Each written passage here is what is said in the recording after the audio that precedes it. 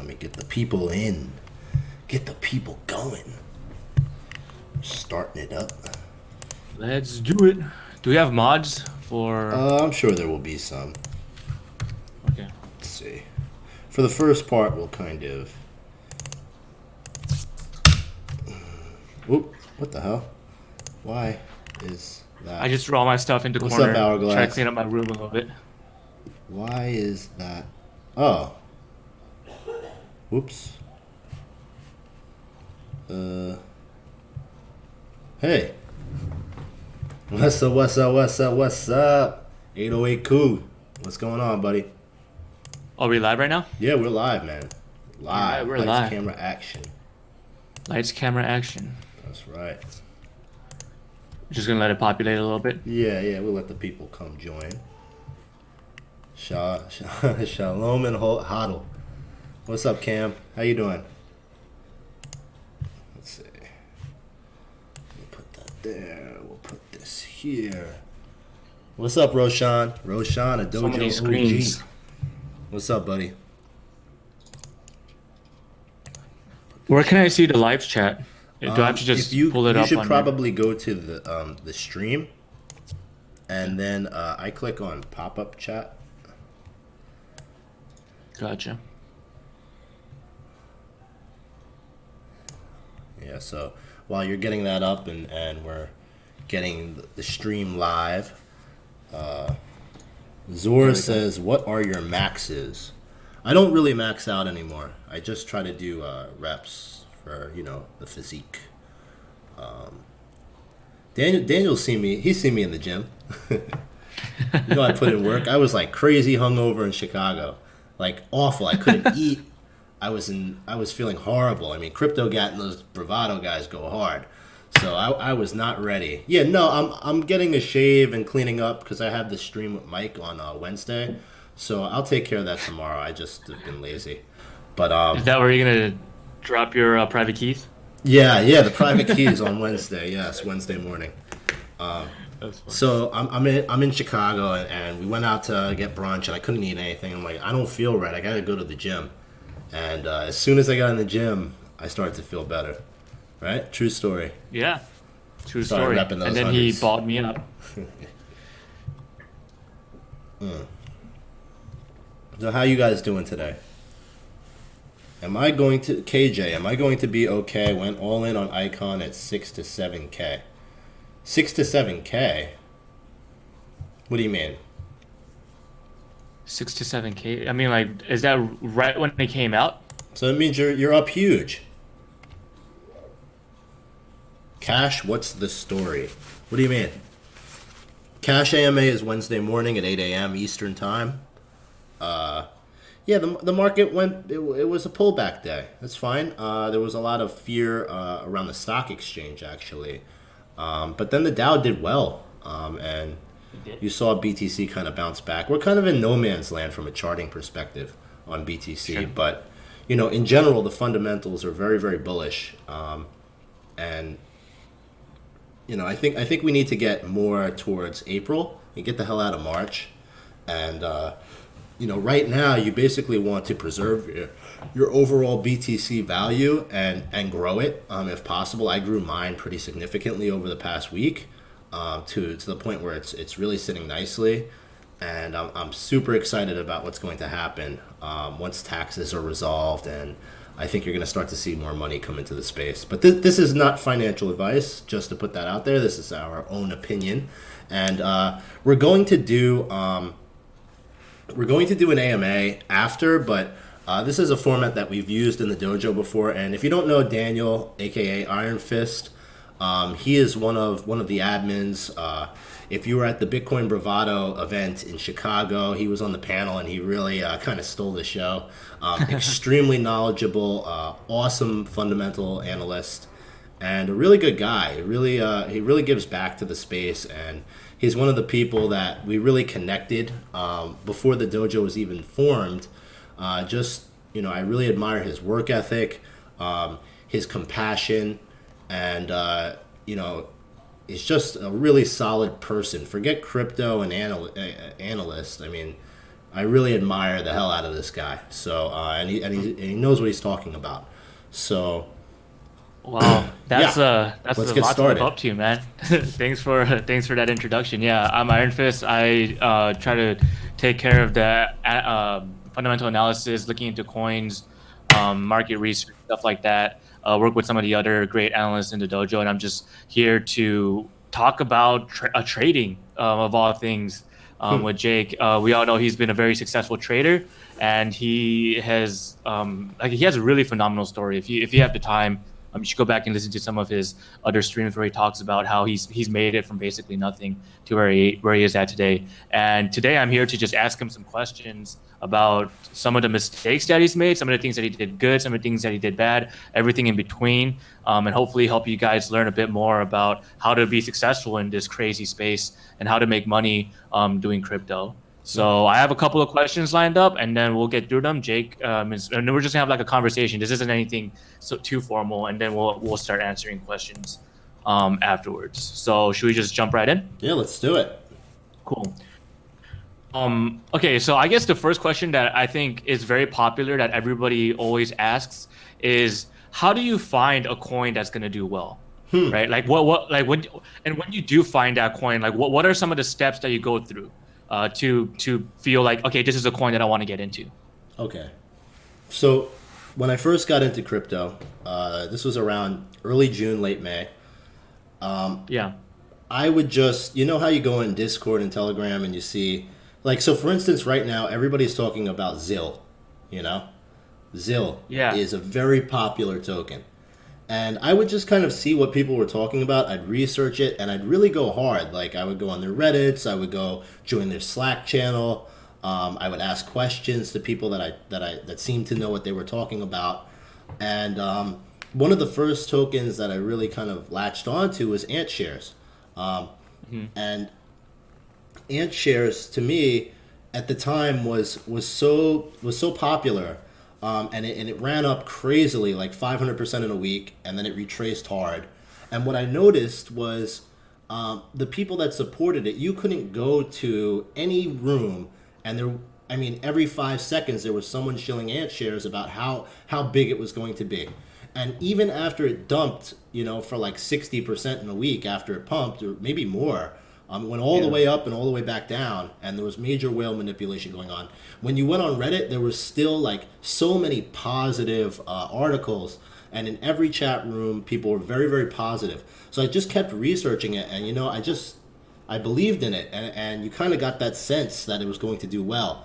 So after I got in around like $3 per se, around $3 in that range, and everybody's like, it's going to be $100, it's going to be $50, and I was right along with them. I believed it, and you know, but it started to pump when it rebranded, and I sold almost all of mine around the $10 to $15 range, and it was so brutal. Right. You know, I expected it to go down, and everything that I believed in happened. And from that point, that was a very pivotal moment for me, where I started to get more confidence, and I'm like, you know what, I have to find the next Ant Shares. So this was early September. My portfolio was not doing very well. That Ant Shares play would have put me over the top, but instead I sold Ant Shares and bought Ethereum Classic, thinking that Ant Shares will dip, Ethereum Classic is low, so Ethereum Classic will go up, Ant Shares will dip, I'll sell my Ethereum Classic and then buy back Ant Shares. And the opposite happened, you know? Sometimes you got to go with the hot hand. And Ethereum Classic just kept dipping and dumping, and I was stuck in it, and Ant Shares just kept going up. And it was really, it was one of the first moments where I really wanted to quit. You know, I just wanted to give it up. Yeah. But so what happened was, it's a funny thing. You got to see what the trends are. So there were two trends going for Walton coin. You had the Ant Shares trend, right? With Chinese coins. Chinese coins were very popular, and this was pre-China FUD. So and also coins on Binance were popping off left and right. And I give credit to Breakout Tickers. I don't know if you follow him on Twitter, but he was hitting on big coins like I think it was like H shares, BNB, Binance token had just pumped. This was when Binance was relatively new, but it was like almost every token on Binance was going through these crazy pumps, like 500% in a week. and I rode the Right. BNB pump. Uh-huh. And then Walton got listed, WTC. It just kind of stuck out to me, the ticker, World Trade Center, WTC. I'm like, what is this? And it dumped pretty hard when it hit the exchange. Nobody was talking about it. On Blockfolio, it didn't have an icon. Are we still live? What happened? Oh, I froze. Sorry. Yeah, no problem. Yeah, you froze for a second. Yeah, so basically, I saw it on Binance, and I saw that Binance, the newer Binance coins that were being listed, were doing really well. So I started to research it, and the first thing I did was read the white paper, and I actually read it twice. And it looked intriguing. It was, at that point, it was like 60 cents, and it wasn't a solid project. But I understood the market, and I understood that Binance coins were doing really well, and people were moving their money into whatever was hot. And I also understood that anything affiliated with China had an opportunity for people to catch on. So when I read the white paper, it was pretty obvious. Well, it wasn't obvious. It was something that just hit me like, okay, people are going to buy into this if they hear about it. And I did my research, and it worked out. It worked out very well. So sometimes you just followed the find trend. stuff. Right. You followed the trend. You did your own research. You found something that you were like, yeah, this is definitely useful. Yeah, It's gonna be useful. And you know what? in Like, the crypto you have space. to. It depends on what type of trade you're entering in, but a strategy or just a thought process that I use is I try to understand what the market is thinking at the time, and try to project or predict what they will buy into, what people will gravitate towards. And another thing that Walton had going for it was it had a very low supply. And at that point in time, low supply was key. Everybody was looking for tokens that had low supply. In December, that shifted. It was the where opposite. high Yeah, supply everybody wanted coins high supply, that yeah. were just cheap, US dollar values Right, like right. Ripple and Tron and Verge that had billions of tokens. All of a sudden, nobody cared. But back in September, October, if you said Ven is good, they said, well, what about the supply? So many tokens. So Walton had low I remember supply. It had the Chinese thing going, and it had the Binance. All three of those, and plus nobody knew about it. Nobody was talking about it. A couple guys. I'm not going to say nobody. There were people out there that were on it. Of course, I wasn't Right. the only person. But you made the first video. Yeah, but there right? were no videos. The Exactly, there's no hashtag videos wasn't on it. being used prevalently on Yep. Twitter, and it was just kind of like first person to the show. The early bird gets the worm. Yeah. So I guess it has a lot to do with the trend. It has to do with so you gave two examples. One was sometimes go with the hot hands, right? If a coin is pumping, understand what you're getting into, know how the price has been moving, look at the charts. But if it's on a hot streak, then the trend is your friend. That's just trading 101. And then the second thing you mentioned is sometimes you just got to go digging. And if you find something that you like, just go with your gut. Do your research, know what you're doing, obviously. But if you find something, there is a chance that you might be the first person. Yeah, when that came when I across it. first bought Walton, the night I read the white paper, I think it was like 80 cents or something like that. And overnight it dumped significantly, like a 30% loss. And I bought more, That was when I put my biggest entry was, and this is something else we'll talk about, is laddering in. Yep, I and didn't dollar just put cost everything I averaging was and all of planning to that. spend on the first buy. I put a little in, and the next day it dumped, and then I put twice as much in. So I had a larger position with a better average price. Right. And it was I guess because that's I was kind of confident. leading. I did the necessary research where I believed in the project. Sorry, you cut out for a second again there. Yeah, I said the I don't know why reason it's why doing I that. was able to do that confidently was because I did the right amount of research where I believed in myself. I had the confidence, and I did the work. So when it dumped, it was almost like a blessing to me. I wasn't upset about it. Right, right. And I guess that kind of leads into our next question of, okay, you find a coin that you like, right? What do you do? Do you just, like, for me, because my impulse is I find something really good, I want to get into it as fast as possible, right? The FOMO kicks in and you see people start like buying into the order book and stuff like that, right? Like, do you have instances where you feel like you just need to get in there right away, or do you just lowball It orders happens and to wait me. for the price to It's come? happened to me all the time, and it's something that I learned from because every time I've done that, I've always been able to buy cheaper. So why do that? And that's where TA comes in. Having Right. having levels to look at. I mean, I know it's exciting, but that's FOMO. And, Yeah. you know, I'd be lying if I say I don't do it. You know, sometimes it happens. And the way I look at it is, yeah, I could have got in at 2% or 3% cheaper, but, you know, I'm in now. I, I don't know. I don't know. It's definitely not the best strategy, and it's something you should avoid. But there have been other times where I got cute, and it was something that I was so convinced about that I felt was undervalued, and I waited, and then the next thing you know, the thing goes off 30%, and you're like, oh, like why didn't I at least buy some? So that's why usually, if I find something and I think it has at least short term or midterm potential that you don't know what's going to happen, I will buy some. I may even buy the book. I'll buy Yeah. maybe 25% of what I'm planning to put into it, and Sure, then monitor sure. and see what happens. And if it starts dropping, then you dollar cost average, right? Yep, And that's and the for way I do those it. listening that don't know what dollar cost averaging is you don't put entire if you, let's say you have one Bitcoin that you want to invest into an altcoin, okay? You don't put the entire Bitcoin in at a single price point. You put 10-15% it in where it's at, and then if it drops, then you buy some more, and then you're just averaging down your entry point to get a more bang for your buck if the price starts going up again. Yeah, And I that's something that remember will come with back. EOS. Like when I saw EOS at 80 cents, I got really excited and I was like, this is it. This thing's going to do well. I don't know how long it's going to take, but I know it's going to do well. And I bought a lot at 80 cents. And it slowly dumped from 80 to 60 cents. But I just kept Right. buying it the whole way down because I felt very confident that midterm it was going to do really well due to research and anticipation. Yeah. Okay.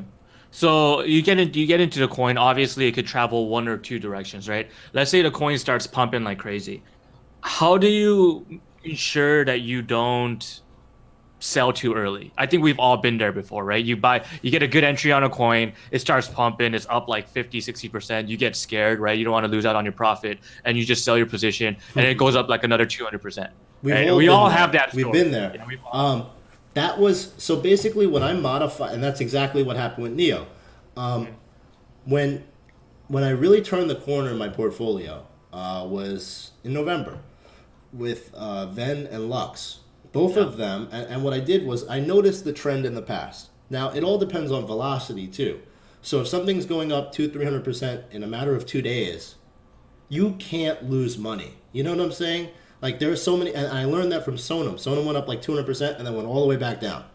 And if Yeah. you were in the right coin and you got 200% in 2 days, like Storm got 200% in a day, you can't. It's just wrong to somehow lose money.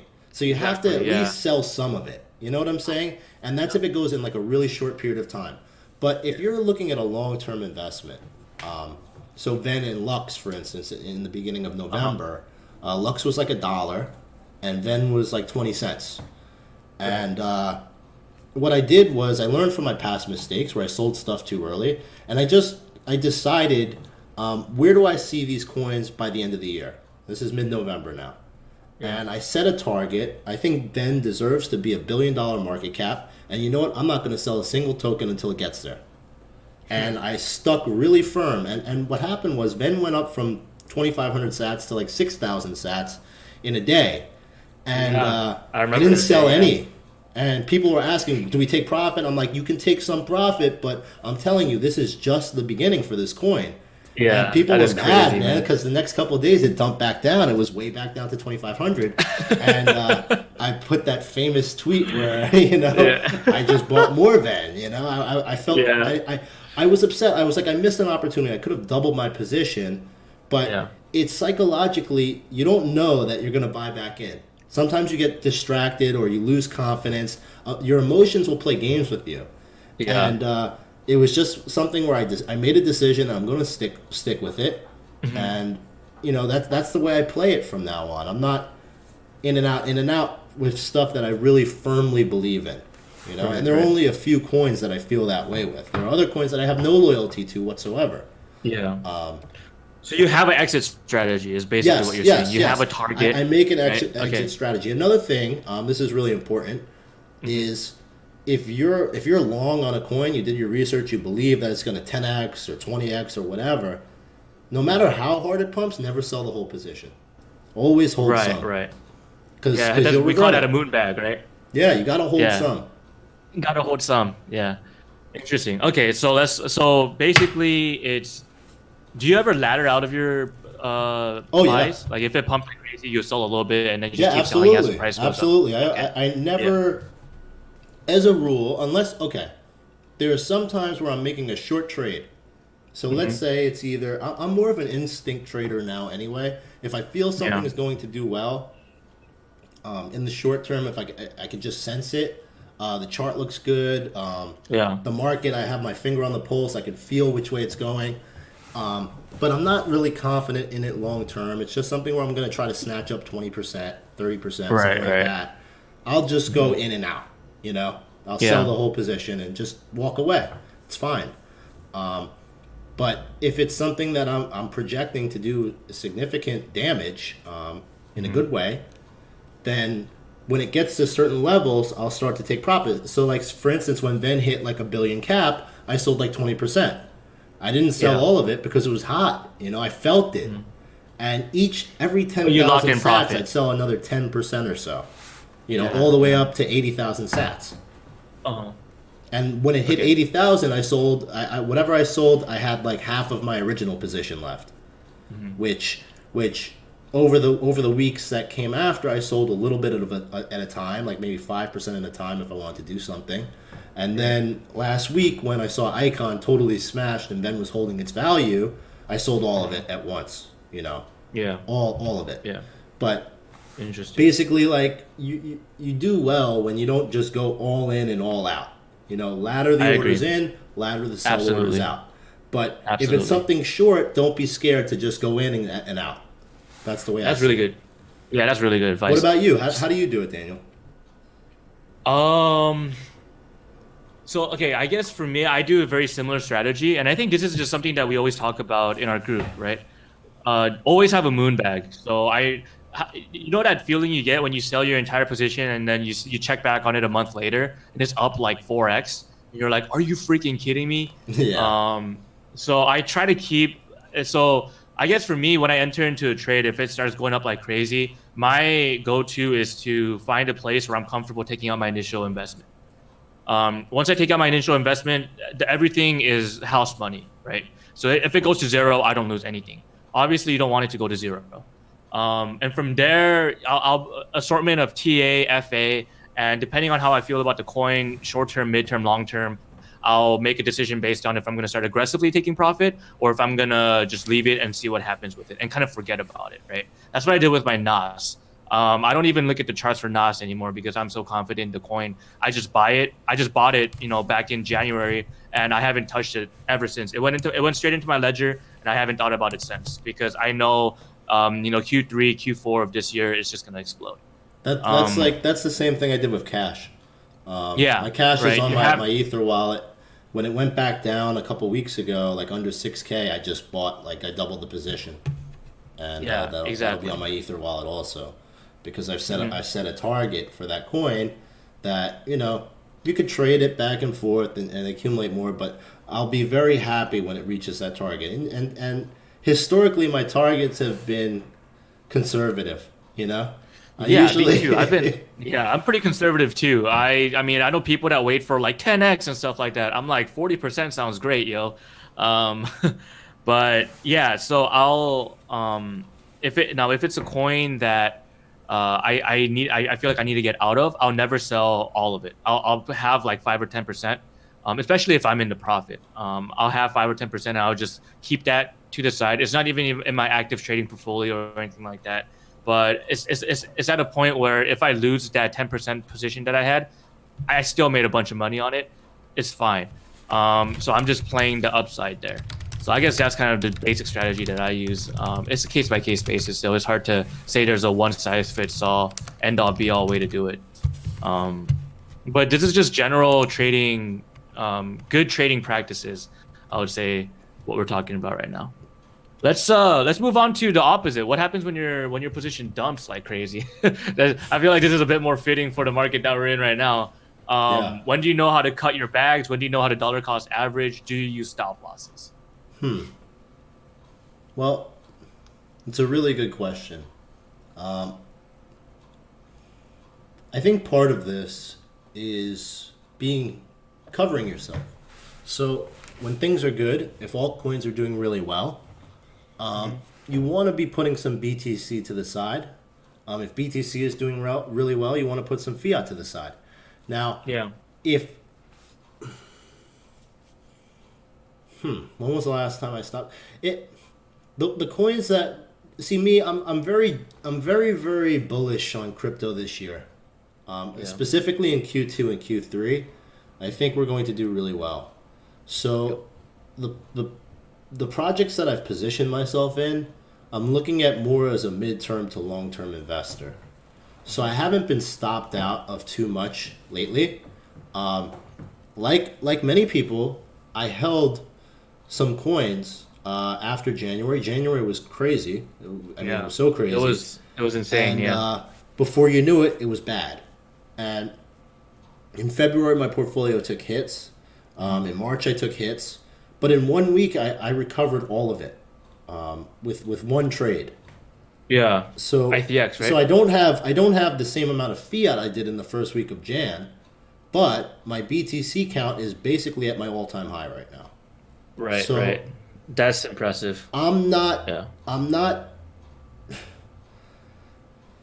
and I share my blockfolio. The projects that I hold, at least in high percentages, is stuff that I'm very confident in. I'm not picking stuff that's in the top 10 or the top 5. You don't see me holding, Ripple or Monero. Even though Monero has tremendous value, I look for Yeah. for coins that are either way down, like T Food. The T Food at like 8 million was a no brainer for Yeah. That me. was crazy. That was OCN crazy. is really good, and they're still good. If the altcoin market turns around, these are the coins that are going to give you the biggest gains, Yep. most likely. And then I look for the more solid coins that are not necessarily blue chip status yet, but that I feel have the ability and the fundamentals behind them to break through and surpass the coins that are currently holding that top 20 spot. Okay. So I put heavier positions in the coins like Cash, Icon, and Ven that I think are going to be in the top 15, top 10 range.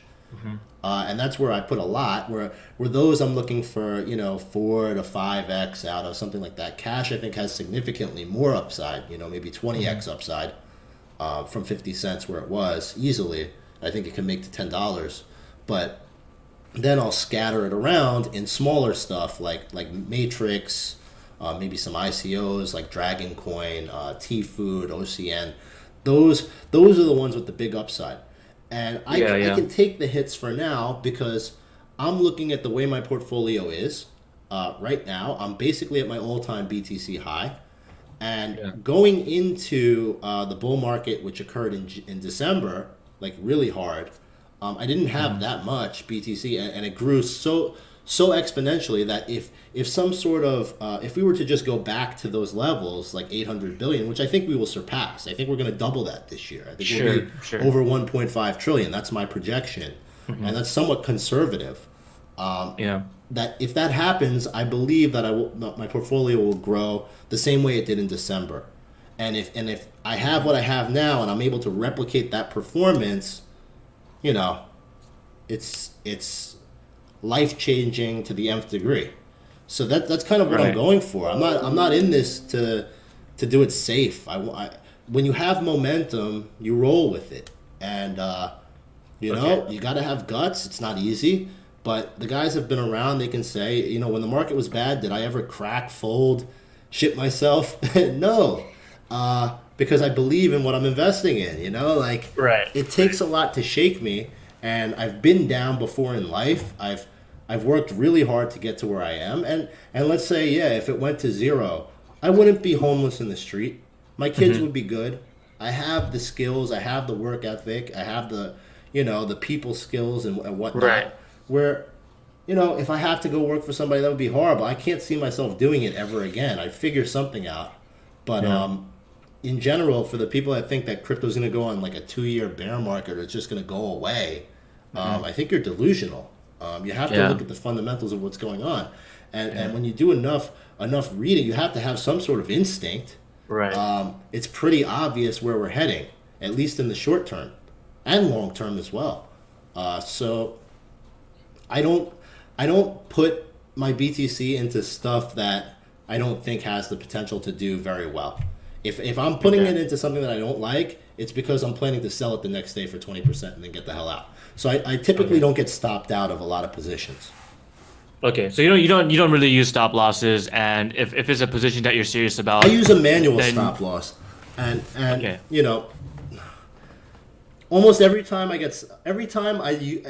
stop, I end up it ends up costing me. So like for instance, EOS.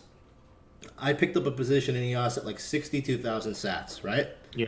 Last weekend, I think it was like Saturday. Mhm. I said, because people were saying TA wise 54 was a good entry. So I said, if 59 breaks, I'll stop loss and then try to buy in at 54. So I stopped at 59 and it hit 52, but I didn't buy back in. I was busy. I was a bit, for whatever reason I didn't buy back in, and then it hit 80.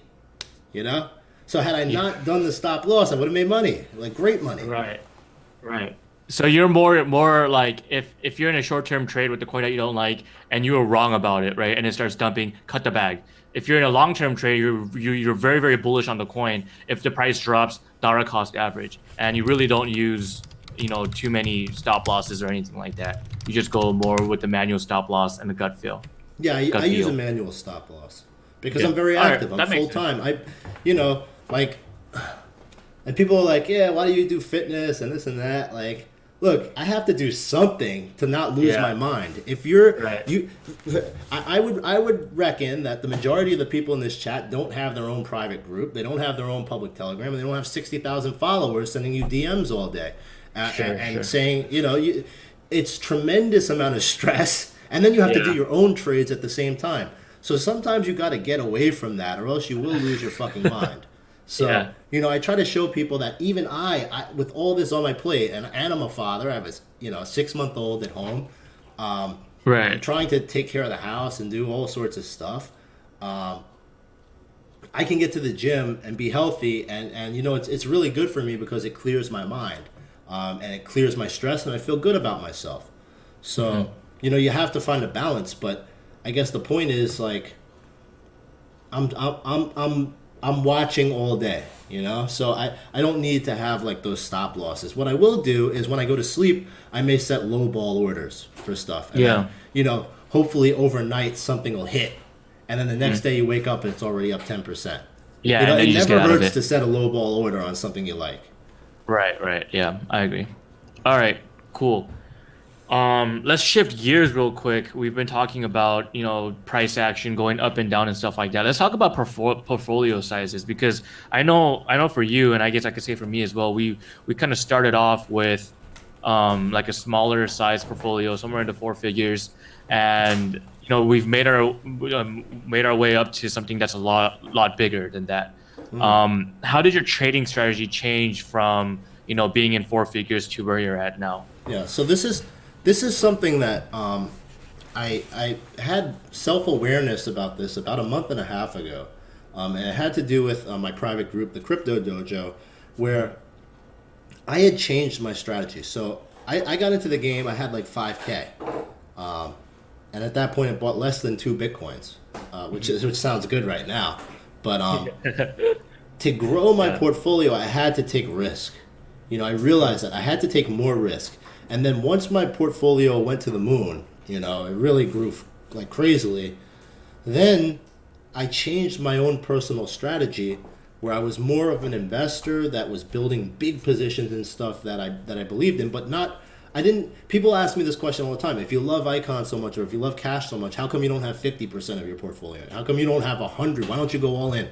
When you have a Right. bigger portfolio, first off, if you go all in and the coin goes 10x, now you have no way to get out because you have so much. Like Yeah, you you can't can't get out liquidate it. gracefully. If you get out of the position completely and liquidate, you're going to crash the market. So Right. like especially with smaller coins. But Oh, wow. the thing is, like the bigger your portfolio is, the less risk you need to take necessarily.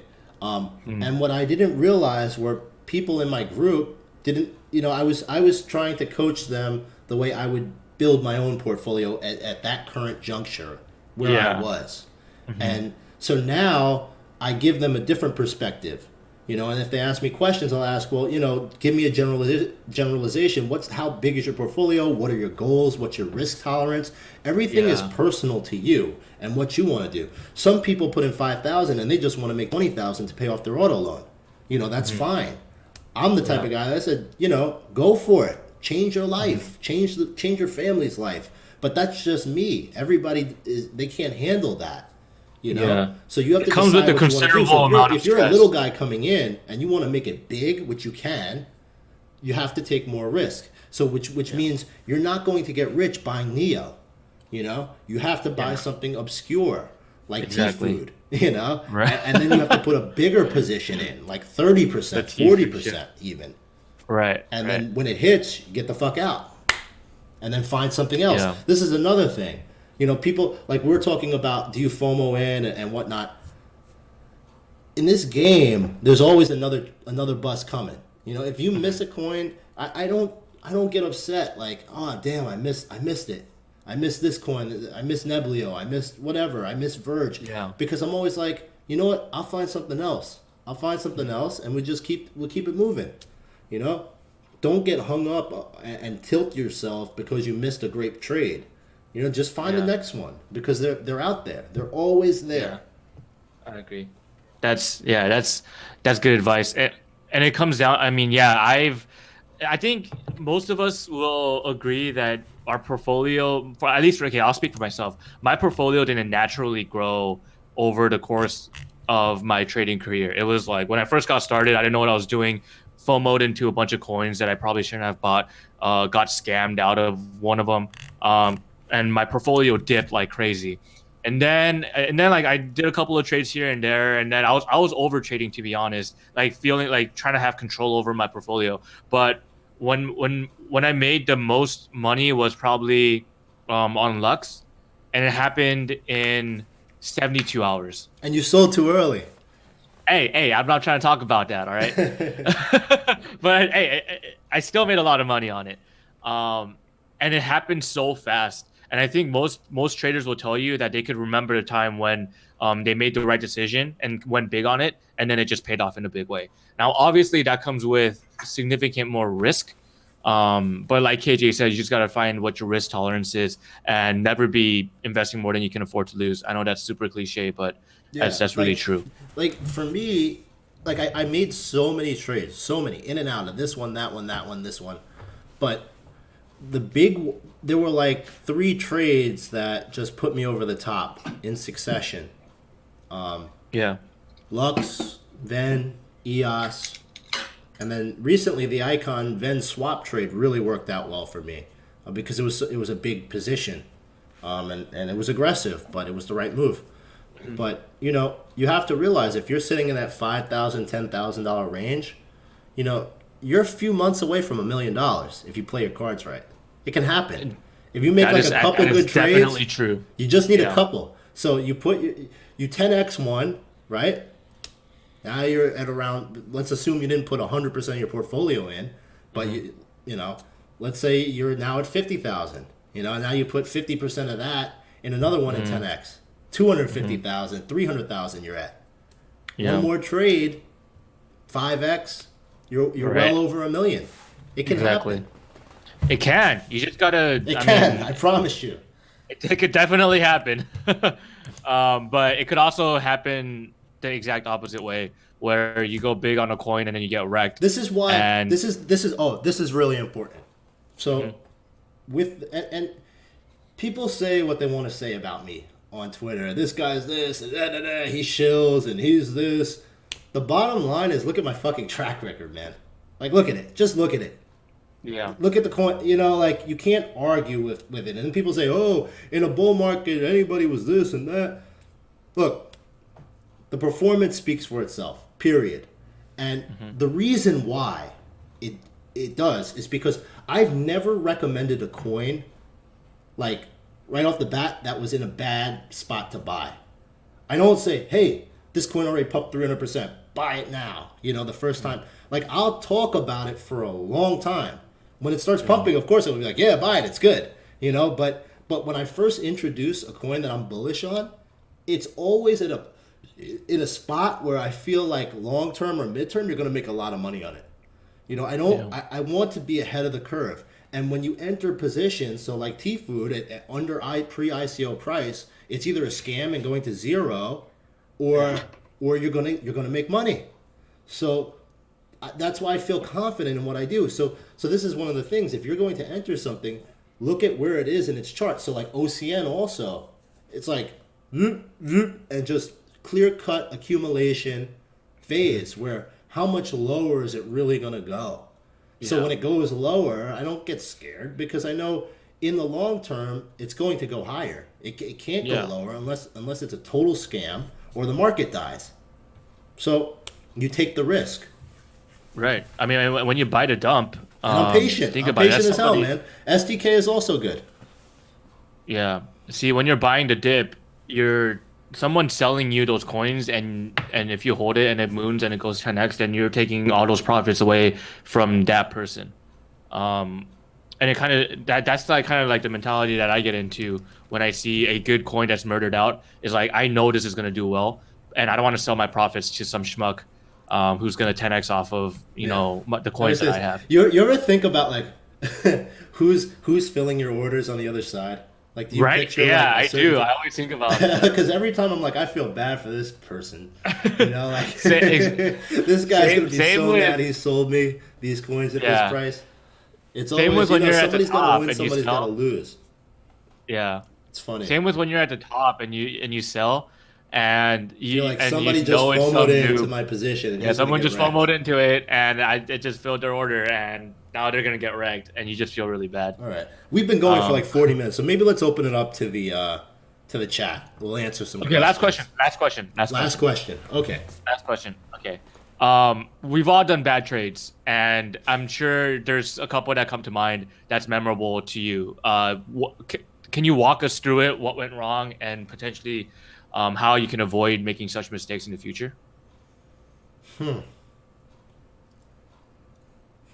It's a toss-up between selling Neo too early at $15 or Sonam when it went up Yeah. like 200% and I didn't take profit. Yeah. So we already talked about Neo, so let's talk about Sonam. Okay. It was a matter of overconfidence and just getting caught up in the FOMO, and also not reading the market properly. So this was right before the Bitcoin Gold fork, and Yeah, I I remember knew that. that Bitcoin Gold, because I was one of the people when Bitcoin Cash forked that I felt that this is going to actually be bullish for the market because people are getting free Bitcoin. So I didn't understand why people thought the market would crash. Obviously, the FUD around it, and it did crash. I was 80% in Tether, but I was very confident that after the fork, it was going to be really good. So I knew Bitcoin Gold was going to fork and was going to bring more money into Bitcoin, but I was kind of like in denial. Like I was playing it till the last second when I should have. I got 200% more Bitcoin on a nice size position. Let me just Yeah. put it all in Bitcoin and wait for Yeah. the fork and the snapshot and then get into alts. And I don't know. I was just too greedy. It was just a classic example of too much greed. I had a lot of pressure and stuff going on in my life, and that was the second time I almost decided to quit. Like I was ready to quit. Yeah. After Sonam dumped, and I Right. ended up my portfolio was at like an all-time low. Like it was so bad.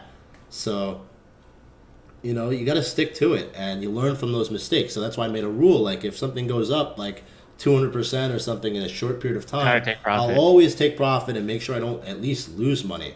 So like people Yeah. talk about Proc. Proc went up 100% in 2 days, and I tweeted and I said, listen, I'm selling half my position. I refuse to lose money on this shitcoin. So I sold half, and my profits dwindled to nothing, but I didn't lose money. I hate that So coin. I learned that Oh my lesson gosh. from Sonam. Yeah. Sonam, I was That's good. expecting them to do marketing. They were planning to do some big announcement. It was fairly Mm-hmm. obvious they didn't do a good job with their marketing. And that was probably the worst trade for me. That or like when I Alright. first got in just FOMOing into stuff like Digibyte, Yeah. Yeah, I mean, but we've all been there. You can't really see that's like one of those things you can't really talk people out of. They just have to experience it themselves and make the mistakes and learn from them. Yeah. Cool. Well, do you want to turn over to the chat and Yeah, let's see do it. what they have to ask? Yeah, I Let's know. do I've it. been looking at Mike Green has kind of been talking about how it's really hard to make money in this market He said I right got now. lucky. And I got huh? lucky. There were so many people that started when I did that are wrecked and never came back. So, I believe I it. guess I did Yeah. get lucky. There is a component of luck, but Yeah, of course. when you first off when you perform number one, and when you look and you're just basically consistently right. Um, Hmm. at some point, I don't think you would call it luck. I think that's that's taking a little bit of credit away from me that I do deserve. So I disagree with you. I mean, there was some Hmm. luck involved, but I've been very consistent. So I No, we disagree. work and we all worked hard. I mean, I remember last year Q3 Q4 we were all putting in 15 16 hours a day. So Yeah. With the small portfolio, this is Joshua Kelly. With a small portfolio, do we all in on small cap or still split portfolio? It depends on how small, to be honest. Like if you have like a and hundred how bucks, aggressive you want like to you be. might as well do it. Yeah. But if you have like 5,000, you could pick like three or four coins probably. Yep. But I would if you consider your portfolio to be small, you probably want to be putting like 20% in, to each position. That's what I think. Yeah. Shopping, yeah, I think shopping will be good. Kev, Somebody asked if you had 5K, if you started over at 5K right now, what would you buy? what would I That's our buy question. if I had Yeah. 5K? 1 second. Yeah, I need to look at CMC. Let me see what's at what. So, if I had 5K, Ethereum's cheap right now, man. Look at that. I buy stuff. I'd look to make like quicker trades, and then pick a coin that I think is going to really do well, like down the stretch. So, I'd probably have some OCN, maybe like 20% in that. Then I buy some Ncash. I like Ncash. Uh, I would buy I'd buy Syscoin, Cash in us. maybe like 10-20% in that. I'd hold like maybe 10%, 10% in cash. And the reason why so little of cash, even though that's my favorite coin, is that cash it could end up being a more long-term play. It is, yeah. And it's something that, if you have a small portfolio and you want to grow quickly, you have to be more aggressive. So you're going to be looking whatever's your flavor, like Polymath, Sophia, whatever you research and you like, you probably pick like three or four coins, and unless there's something you're uber bullish on that's low cap, then you might want to put like a little bit more in. So if I had 5K, I'd buy T Food, I'd buy OCN, I'd buy some Syscoin, and I'd have Icon and Cash, probably those five, and probably weight the smaller caps and have a little bit more in. Here's the strategy that I used back when I had a smaller portfolio. And it doesn't. I mean, it had to do with research, but what I would do is go to CMC, cryptocurrency market capitalizations, go to trending, gainers and losers, and scroll down and find the biggest losers of the day. And then I would just look. I would open all of it, do research on it, and then like try to find the reason why it dumped so hard. And if I can't find any good reason why it's down 41%, then I'll just buy that coin, and usually the next day it'll bounce because it was just oversold. It was way oversold. I know I've successfully made like pretty good money doing that. It doesn't, you don't get, it's not like 100% success rate, but it's hard to lose on a coin that's already down, 20, 30, 40%. So that's one strategy you could use. Sergio says thoughts on coins that pumped crazy last summer, but much smaller pump this January. Look for something else. Look for a never pump. That's my strategy. I like the coins that haven't made their move yet, that have catalysts. So I like the newer coins that I believe has strong fundamentals, because some of those coins that pump, like, they do well, but like, a lot of them are up like 20,000%, from their ICO. So, like something like Stratus, they kind of fall out of favor. You have people that support them and hold it, but I think the room for gains. I mean, every now and again something blows up, but you see a lot of like the coins that are trading like below ICO, or below pre-sale ICO that have strong fundamentals. Those are the ones that I think bring the best gains, and they're higher risk, but I'm an aggressive type of trader or investor. I make aggressive plays. So, Yep. what was the website to find the biggest daily losers? You could go to Yeah, CoinMarketCap.com. coin market cap, Yeah, and then just go to trending, and then gainers and losers. yeah. Somebody said, I want to address this because they said, I'm really likable on YouTube, but I'm a dick on Twitter. You got to think of this way. So, first off, text messages don't have any tone. They don't. So, like, you read it and you project the way you think that person is speaking. Right. 99% of the things I put on Twitter is very lighthearted. However, I am human. I'm a sensitive person by nature. And I was talking about this the other day. Like, I try to ignore it, but I'd be lying if I said things didn't bother me from time to time. And sometimes I get upset. So it's come to the point where, I get so much. The general my general sense is that people have a positive feeling. I think they like me, for the most part. Not everybody Sure. will, and that's fine. I really don't give a shit anymore. But the people that know me know who I am. They know I'm a good person, and I'm a stand-up guy. And what you see is what you get. I'm not perfect. I'm not. So if you Yeah. don't like me, you can fuck off. That's how I feel. I'm not scared to say that. That's real. I'm not going to kiss your ass. I quit my corporate job so I don't have to kiss people's ass. And Sure. you get what you get. I mean, if you followed all my trades, you'd be up like 200%, 200x or something like that. So maybe more. Yeah. So And you don't have to like me, but pay attention. That's all I gotta say. you that's good advice actually. You don't have to like me, but you should pay attention. That's good advice. And you have 60,000 people. There are gonna be a handful of people that are gonna Yeah, troll you, it and used you to just gotta bother you me just way, gotta but now I kind of like I play back with them. I don't. It doesn't yeah, bother yeah, me. yeah. It's fine. I'm not Right. losing any sleep. Trust me, I'm good. Crypto Nas has been asking about Nas forever now. Nas, why don't you answer that because you're the Nas guy. Yeah, so Nas is my top has been my top pick ever since I did the research and write up on it, and right now it's currently my biggest holding, and I've held it since since it first came out. I think it was only a couple days old, and it was very cheap, and I bought some. I got my buddy to get it for me actually because I don't have an account on Huobi or whatever. And I just threw it in my ledger, and I haven't thought about it since. Mainnet's coming up. It's definitely blockchain 3.0. It has a very solid team that has experience in Google, and they founded Neo, right? Hitter Zoo.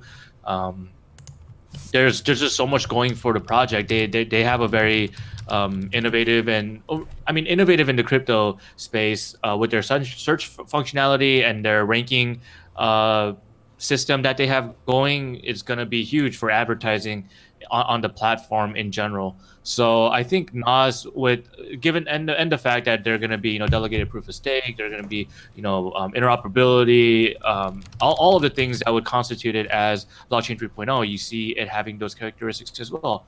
So I don't see any reason why Nas wouldn't be in the top 20 with the other blockchain 3.0 projects that are doing very well right now. I also don't see any reason why a project of this caliber wouldn't be listed on major exchanges in the future.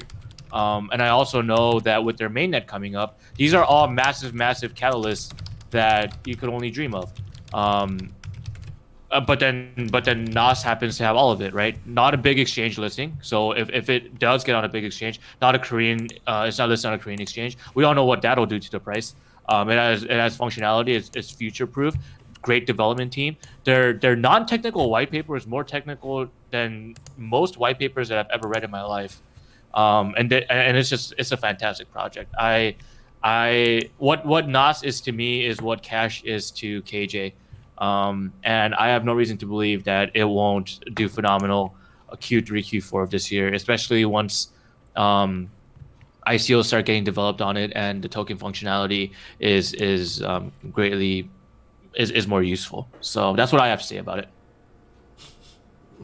Will the mainnet release affect the price negatively? So mainnet isn't a guaranteed moon, right? The reason why people are excited about mainnet is because then projects can start being built on it, which means that the use case of the token goes up. So this isn't some overnight I'm gonna buy NOS and get rich scheme. It's like Ethereum when Ethereum's mainnet went live, or Qtum when Qtum's mainnet went live. It didn't even do that well. I mean, I know Qtum's mainnet launch was so hyped. And this was like back when I was They still kind delayed of like their a big mainnet in launch crypto. too. Huh? It got delayed. It was a whole shit show. I remember Right, that. exactly. So just because mainnet's coming up doesn't mean that it's gonna insta moon. It And I just said this means that the also. potential. It's not like it did moon already. So people are like, is mainnet going to dump it? But it's not like the price went up 200%. You know, Yeah, then I would be concerned if it was having tremendous hype and the price had gone up like significantly, and then mainnet happened, and then people sell the news. Then that's something. That's a play. You got to kind of sell some, and then try to buy back cheaper. But the price is kind of low. It's still low right now for what it is. So, and you never know if they're going to drop mainnet and couple that with more news. You know, a partnership, a Binance listing, something of that nature, coupled with a mainnet launch would create a moon. So you got to remember, exactly. this is also one of the first blockchain 3.0 projects that is going live on mainnet. And being that the price Which is is not crazy. overinflated, I don't see Yeah. the need to sell the news. I see the need to buy like right now. So I've Yeah. been telling people I think NOS is something that we should be picking up more of. I definitely agree. Let's see, any more questions? If you have no Already? faith, why are you here watching my stream? You're full of shit, Mike Green. If you didn't have faith, you wouldn't care. You wouldn't care what two random guys are talking about. You obviously have some sort of belief in this. Don't you? What do you mean? I don't have faith. I don't have faith, but See, you're this up is- at 10 o'clock on a Monday watching two Koreans talk crypto. Get the fuck out of here, man. You're full of shit. I think the long term effects of this bear He just market needs is some psychological. green. He needs some green days, and he's gonna be FOMOing into everything. Guys like that. Yeah, that's exactly what I was gonna say. I was like you're always gonna have people in a bear market say, "Oh my I bet gosh, you this Saturday he market's was happier garbage. than I'm picking losing shit. so much money." Or Sunday, yeah, you know. Yeah, and then once the market goes green, those are the people that are gonna be the loudest. Like, "Oh my gosh, crypto's changing my life," and then, being obnoxious. It's just you just gotta go with what the hand that you're dealt with. Let's see. That escalated quickly. Nah. I'm drinking Hendrickson soda right now. I have no diet. My diet is shit. I don't do macros. I'm far too busy for that. If I had a diet, I'd be in good shape, like for real. Yeah, like my brother. My brother is ripped. That guy. That's the real Korean Jew train, not me. Yeah, I kind of left WTC alone. Not that it's not good. I made a play on it maybe like 3 weeks ago before. Remember when it went up? I made like 30% on that. But WTC isn't something that I'm going to long hold. You know, not that I don't think. Oh, sorry. Am I interrupting you, Daniel? I'm sorry. No. I'm listening to you. I don't know, What do you this mean? guy told me to shut the fuck up and let you talk. So Oh, really? Why? What did I say? I'm sorry. I'm cutting you off. I don't even know what Charles, I don't even. What I would wasn't you even like saying Daniel anything. to talk about? Somebody asked about ADA. I could give you my thoughts on that. Yeah, that's another one of his. Yep, I'll shut up. ADA. I feel bad. You know, in now. fact, I'm going to I refill my drink. So was Daniel, listening to you, man. The floor is yours. Enjoy it. All right, we'll go through a couple of these coins that you guys are asking about. Okay, so ADA, first coin that I looked into that kind of opened my eyes to what blockchain 3.0 is, why it's necessary, right? Interoperability, the accessibility, and the speed aspect of it. Charles Hoskinson is brilliant. You should go watch. If you're new to crypto and you don't know what blockchain 3.0 is, then you should go type in ADA Charles Hoskinson whiteboard, and he just runs you through the entire project, why it's necessary, the accessibility, interoperability, all of these aspects, why it's necessary for it to go mainstream and viral, with it connecting with the original banks and stuff like that. I looked at the roadmap. It's so far out there, man. It's a 2019, 2020 coin, um, but it's already in the top 6, correct? ADA it's top 10. It's in 7th place right now with the $4.1 billion market cap. I'm not saying it's not going to go any higher than that, but I think that there are other places where you could put your money right now and get more bang for your buck, because the price has been so inflated. At one point, it was up at $33 billion, right? It was absolutely insane. If you had it, you definitely should have sold up there, because they're not coming out with their mainnet for months and months, if not years. Charles, I think their team is fantastic. Their white paper, again, fantastic. There's like 5 white papers you have to read through. But at the end of the day, it's a great project. Money better spent elsewhere, in my opinion. Neo is going through some issues right now with their delegated Byzantine fault tolerance. It's too centralized. There's only like 8 actors right now, and they all know each other, and I think they're all internal as well from like the Neo Corporation. So they need to figure that out first before anything can happen. But that's like growing pains. You have to set secure measures with good actors before you could really have it try to be more decentralized. The only reason Bitcoin is as decentralized as it is right now is because it flew under the radar for a couple of years, and people, didn't have any incentives to attack the network. And by the time people had incentive to attack the network, it was already too big to attack. Korean Jew trading. Are you single? I've been seeing a couple. I've been seeing a couple of posts saying that you're cute, Jake. That I'm what? That you're cute. I disagree, but. Let's see. Skycoin. Ooh, Skycoin. Another one of good, my man. favorite. I like Skycoin. Yeah, Skycoin is good. And the price is like murdered out. Skycoin is one of those other coins that I bought and never really looked back at. Like the original Bitcoin developers are on that team, I think. And then what I compared it to is Substratum, right? Substratum is like new internet, blah blah blah. But when I was talking to them, they were using already existing infrastructure. Which isn't, I mean, if you like, I guess it's not that big of a deal if you actually understand the project for Substratum. They're basically just trying to fly under the radar, and like encrypt their data packets so you can't tell between like Netflix or Facebook or Google or whatever you're coming from. But Skynet like is taking that to the next level and is creating their own hardware. Like they have a Sky miner that's gonna act as like nodes for mining and for the internet 2.0 thing, which is like crazy enough for me to be interested in and invest money into. Yeah. Thank you, by the way, Crypto Nova. Yeah, people said Lux was all pre-mined. It was.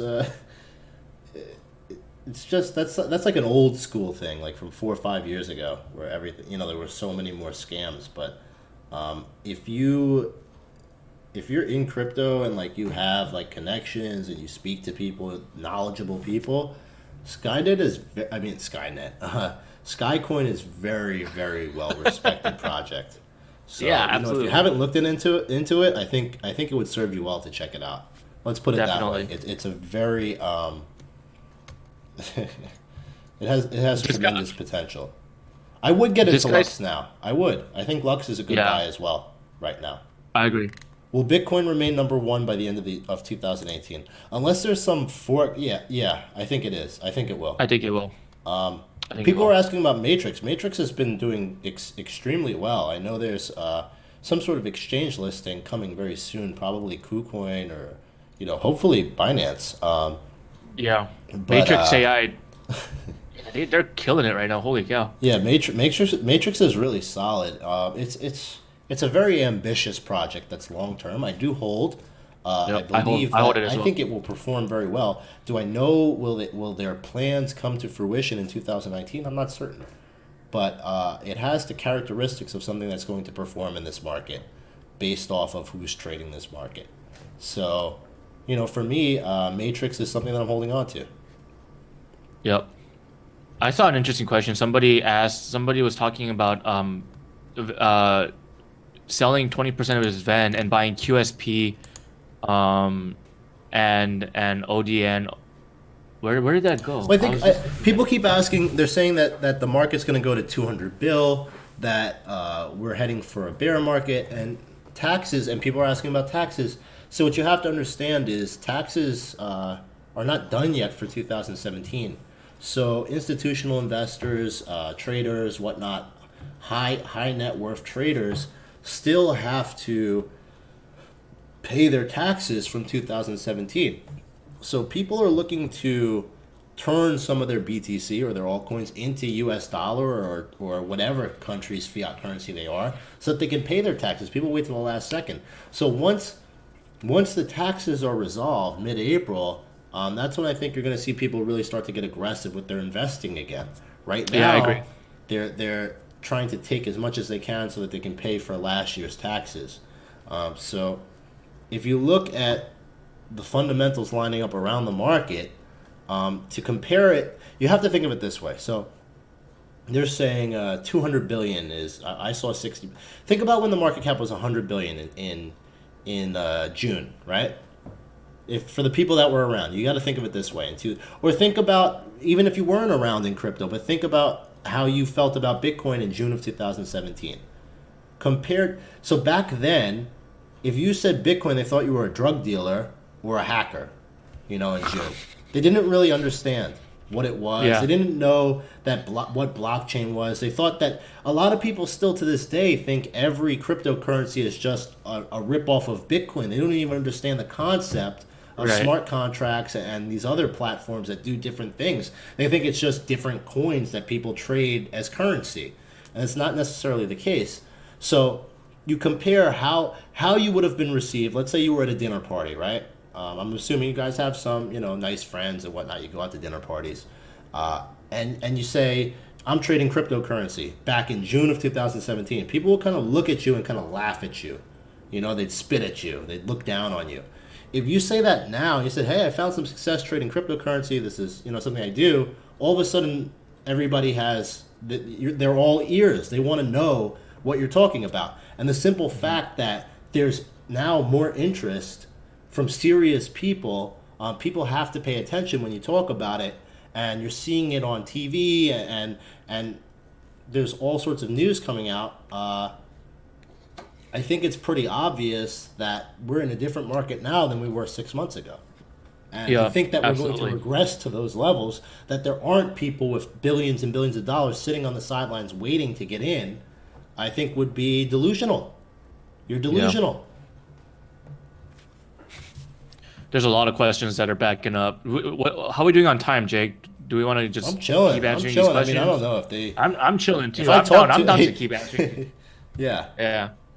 Fun question. What platform do you think will host the next crypto kitties? I don't know. The ones that are up, Neo, Qdom, Ethereum, probably.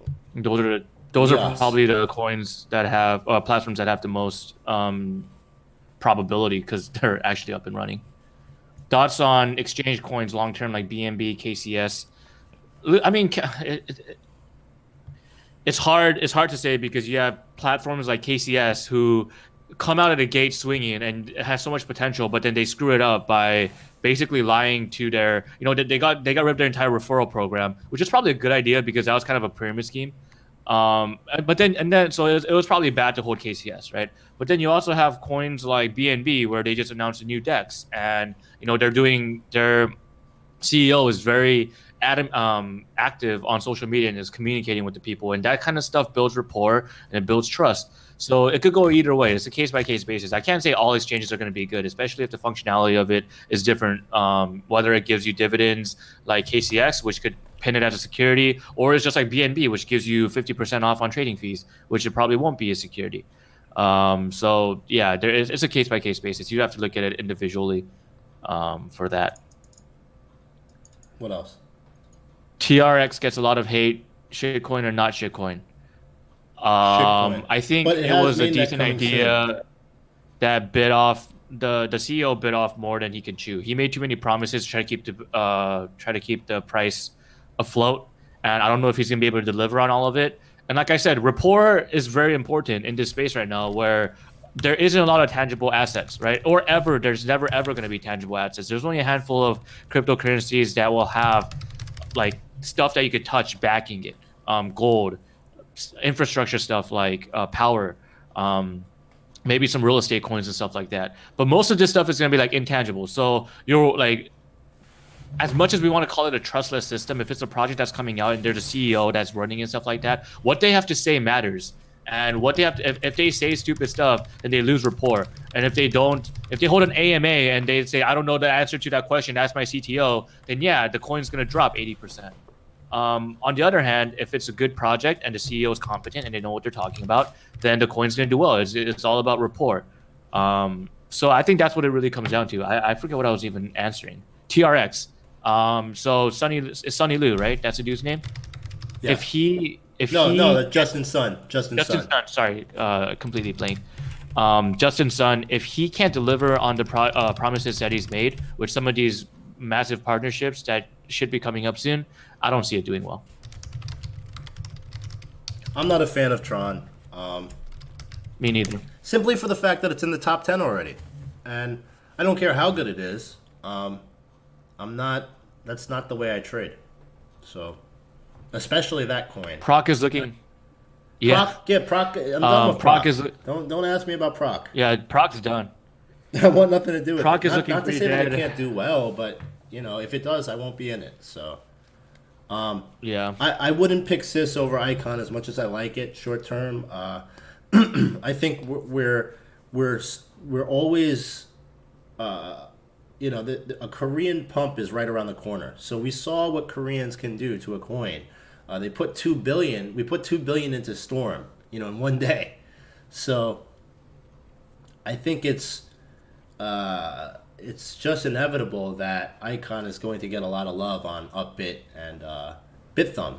So I would choose Icon over Sys. And somebody was asking what's my prediction in the year by Icon. I don't know where it'll end on December 31st, but I would venture to guess that it will hit $50 at some point in 2018. It may pump up to 50 and then crash horribly, but I think it's going to make it there minimally.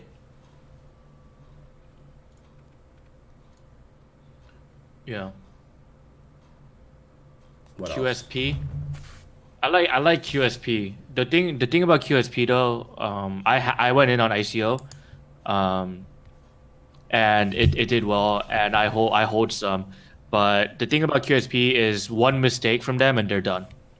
I mean that's the risk of security coins like that. If they're gonna guarantee that they're gonna audit your code for your smart contract and there isn't gonna be any bugs, and there ends up being a bug, and money gets lost, then your entire reputation is going down the drain, and you'll never be able to recover from that. So in a sense, you're kind of like it's all your eggs in one basket. They have a very competent team, so very very smart people on the team that can probably get the job done. But you have to understand that that's the risk going into it. From Queens to King, Korean Jew, did you learn to self-trade or did you have experience before? I did not have experience before. I'm completely self-taught. Yes, my mic is to the right of my keyboard. What? I trade off of instinct, and I worked really hard, and I spent a lot of time, and like some of the people say here, I got lucky, I guess. So, but no. Hey, it takes skills. It takes skill to get lucky. No, Let's see. I'm not from Flushing.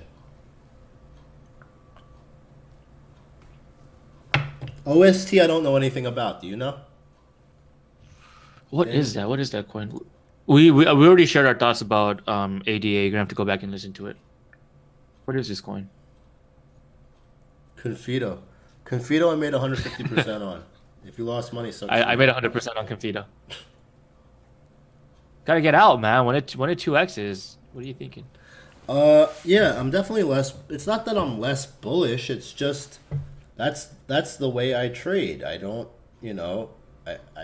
I look for the upside, and I got like 40x out of Ven.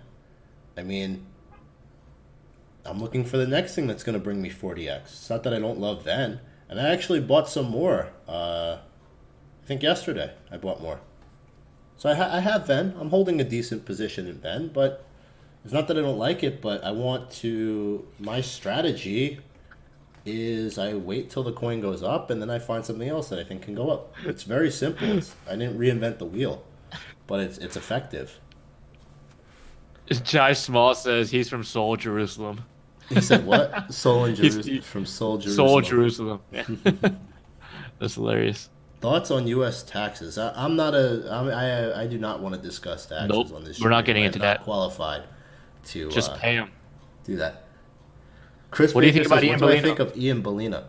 To be honest, I never watched any of his videos. Not one. I've never watched a video. I follow him. I have a sense of what he's up to. I know he sold his icon at a bad time. But at the end of the day, he's built a brand for himself. He's done well for himself. And like me, he was able to make something out of nothing. So, a lot of people want to point fingers and judge people and say this and that. Until you've done it, you have no clue what it entails. It's very easy to be the critic, like to be the man in the arena is something different. And if you're not doing Teddy it, Roosevelt. you can't really say anything. Who the hell are you? You didn't do it. Yeah. Nobody put me on. I did this on my own. I decided this is what I want to do. I'm going to go for this. And nothing was going to stop me. And I believed in myself and I worked for it. And you know what? Not for nothing. I know plenty of people that trade and make millions of dollars and do really well and built themselves up from nothing. And they have no exposure to the public. And frankly, if I could go back and do it that way, I think I would. Because being the person that's on trial all the time and judged and trolled and people want free advice from you all day like you work for them, it's risk. My face is out there. People can find me. I'm a big target now for hacking, so I have to take my security extremely seriously. I have to take my physical security seriously. I have to look over my shoulder and watch who's around me. And, people don't understand that. So for Ian to do what he's done, I admire him. He worked hard and he deserves to be where he is. People that say he got lucky, well then why the fuck didn't you do it? Because you didn't have the ball. You didn't have the balls to do it. That's it. So don't live like I plead to you. Don't live your lives like that, pointing his hair. I don't like his hair. What the fuck do you care about my hair? What do you care? Why does it bother you? How? Because they ain't you. Just stop. You really look bad. You just look bad. It's really ugly, and yeah. Off of that note, off of that real talk, someone asked me. Yeah, a lot of people hate him. I get it. I don't agree with him. I don't think he's a great trader, but at the end of the day, he's done something in the space. He's one of the one of the bigger names, like it or not. You know what? I think I'm better than him. I think I do way more than him. I'm better than him. I can beat him in every way, and I will. So one day I'll be the guy. But until then, it's him. All right, ladies and gentlemen. Shut up, douche. You don't want to hear me talk. This is my channel. Go to Ironfist channel. He doesn't have one, okay? I don't have one. So shut up. Wow, this got heated. Ironfist, hey, at the Chicago event, Ironfist stole the stage. It was me, Gat, Birch, some other CEO or some guy from one of these ICOs. Ironfist was like, I'll handle that question. He took every question. So he was totally bogarting the mic. I got to give him a little payback now. Hey, it's because no one had good thoughts, man. It's all about the thoughts. Yeah, Chris Baker says, Shalina, I think more people are concerned about the possibility he's not sincere and he's incentivized to shill. No shit. What do you think? All these guys on YouTube are incentivized to shill. I was the one who said I'm paid to do this, and everybody hated me for it.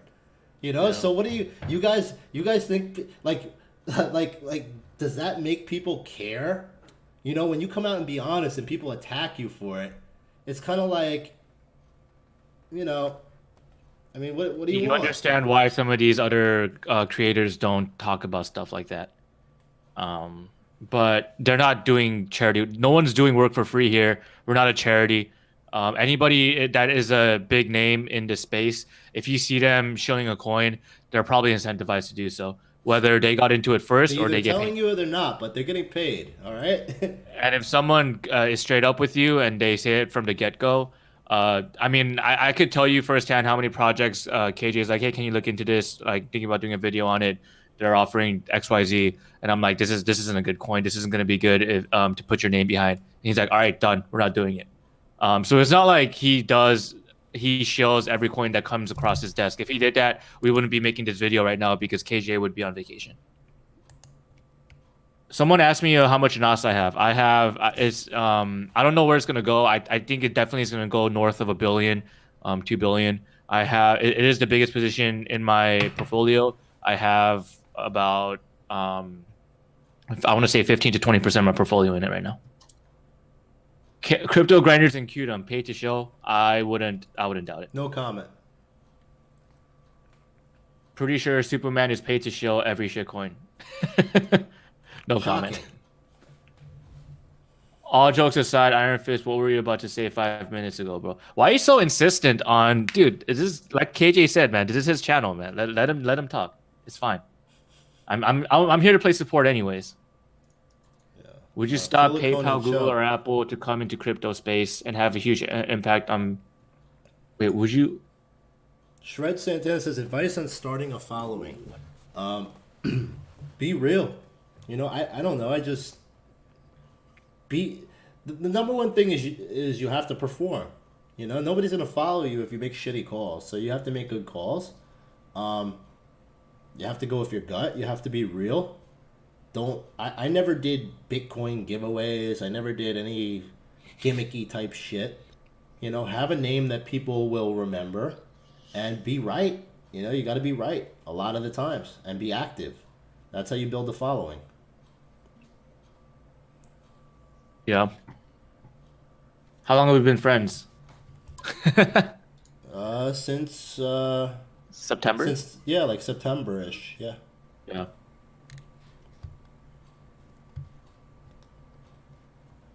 I don't know. I feel like you go through. Show abs. I mean, we. What was Yeah. that? Sorry, Daniel. No, I said, yeah, obviously, we haven't known each other that long, but you put in the hours and you work hard and you achieve something great, and and all of the pain and suffering, that's the stuff behind the scenes that you guys don't see, but we know, more than ever. I think going through that with somebody creates a very strong bond. Yeah, I pretty quickly. realized And I've, that and I've in met New York. KJ live.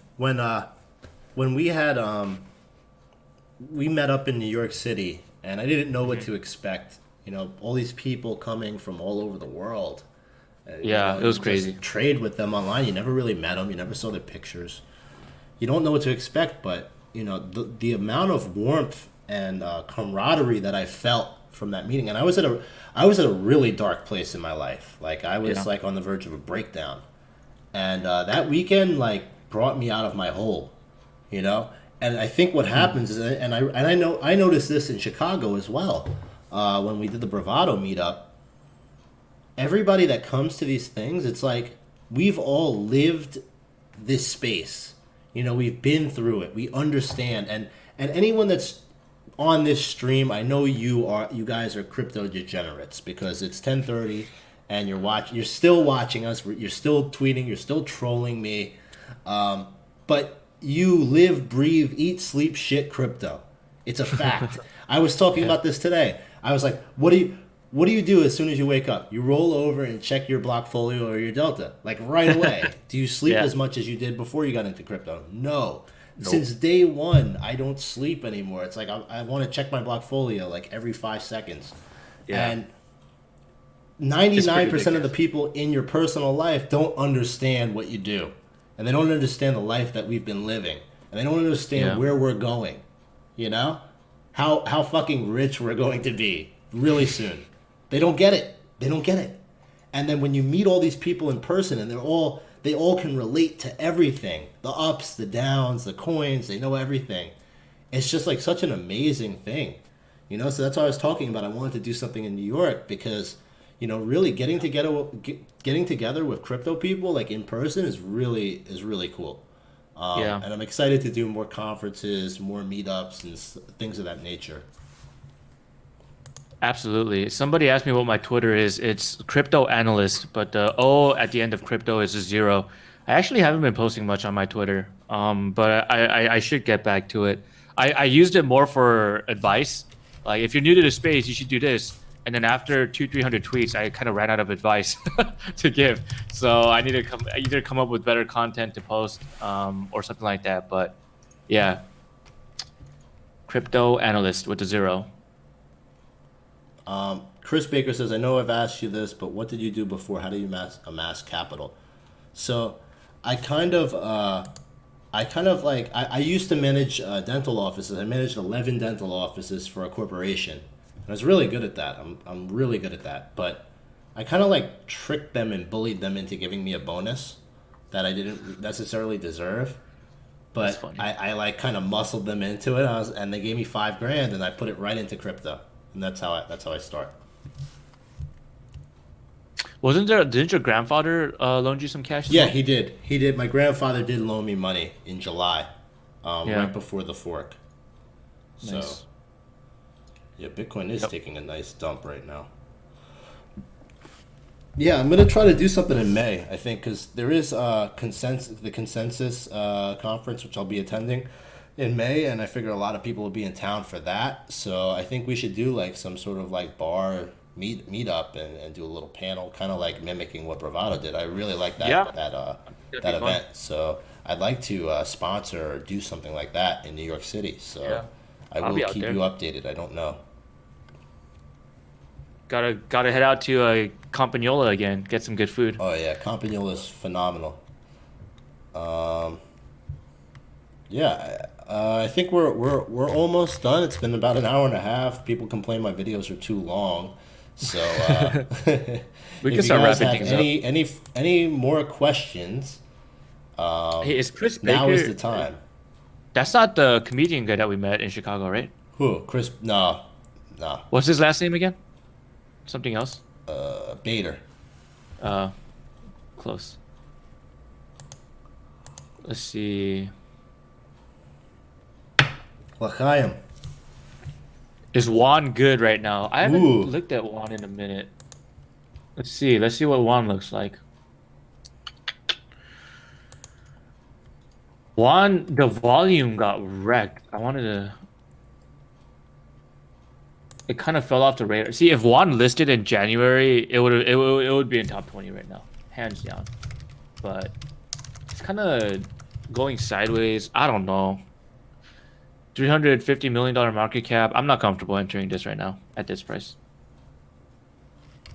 later, Sally. Thanks for coming, by the way. Sally had a video on Nas, and she's doing an interview with some ICO. What is it? Shopping ICO. Yeah, that's a good get. Good for you, Sally. Yeah, I think T-Food is my favorite low cap coin. It's if you look at how the other RFID tech supply chain blockchains have performed, people always shilling Ambrosius and Wabi and Modem. T-Food is just another one in that line. It doesn't stack up with the Vens and the WTCs of the world, but being that they are an existing business in Vietnam and it does have a use case.